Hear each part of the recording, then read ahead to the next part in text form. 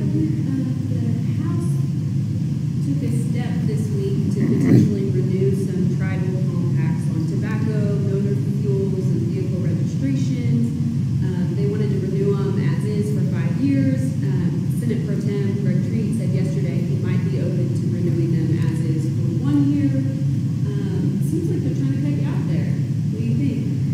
Yeah, you'd have to ask them why they're doing that, because it's always been understood that the governor negotiates the compacts and then the joint committee gives a thumbs up or thumbs down. So again, what's really disappointing is somebody put language in here in a JCAB in the dark of the night, the very last week of session. This has never been talked about this whole entire session. The governor had no idea about it. So think about that, Oklahoma. The governor had no idea about something. Somebody comes in and drops language and says, oh yeah, we're going to extend something for 5 years without the governor knowing about it, just to try to outlast me to the next administration. So really, really disappointing. Again, I'm not against anybody opening a gas station and selling tobacco.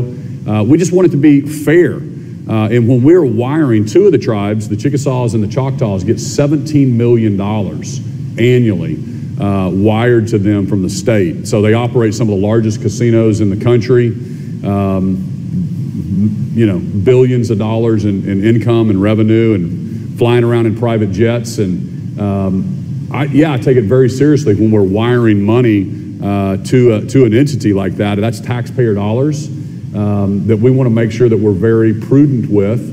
And I want to make sure I understand that compact and make sure it's fair for Oklahoma. That's the way I always am going to operate, thinking about the taxpayer and thinking about what's best for 4 million Oklahomans. What are they wiring money? What is the company?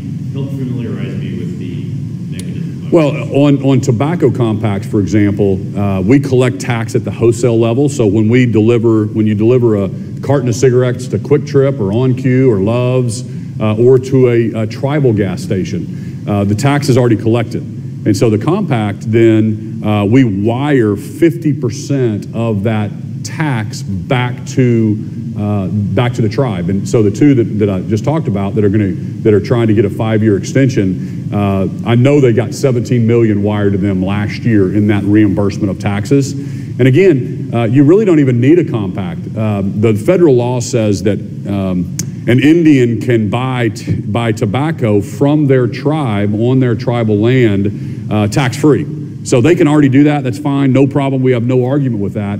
So I don't know exactly why we have a compact that we're wiring 17 million to these very, very large businesses. So what do you want to see from these compacts? I mean, how would you like them to look different? Well, I actually renewed, so there's a couple things. I know we're getting into the weeds, but I renewed and offered a 1-year extension to those two tribes that we mentioned at the same 50-50 split. But the big deal was, because I want to make sure everybody knows, I'm not against renewing the compact, but the language has to change, because post-McGirt, what happens is the language in the compacts that they're trying to renew would expand from just trust land only to all of eastern Oklahoma. So that means they don't have to put their gas station in trust anymore. It would already be subject to this compact. That's the problematic piece of this. Then you can just open up right across the street from Quick Trip or On Q, and then the state is wiring more and more revenue away from our schools and our roads and our bridges. Again, I want everybody to be successful, but I want everybody to play by the same set of rules. That's what I've always said. I'm for fairness, and again, if I see something that's not fair, I'm going to call it out. For more information, you can visit TulsaWorld.com.